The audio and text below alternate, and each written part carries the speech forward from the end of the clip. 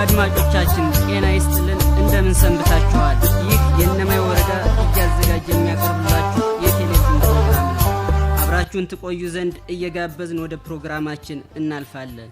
በምስራቅ ጎጃም ዞን እነማይ ወረዳ ተስፋ እንትከል በሚል መሪ ቃል የአረንጓዴ አሻራ ችግኝ ተከላ የማስጀመሪያ ፕሮግራም ተካሄደ። የአረንጓዴ ልማት መርሃ ግብሩን በተለያዩ የተፋሰስ ቦታዎች ከመፈጸም ባሻገር ከተሞቻችንን በአረንጓዴ አሻራ ተከላ የማስዋብ ስራም ይሰራል ብለዋል። በዚህ ዓመት ብቻም 7.9 ሚሊዮን ችግኝ እንደሚተክሉ ጨምረው ገልጸዋል። በዚህ የችግኝ ተከላ የማስጀመሪያ ፕሮግራም ላይ የወረዳ አመራሩ፣ የግብርና ባለሙያውና የቀበሌ ነዋሪዎች በሙሉ ተሳትፈዋል።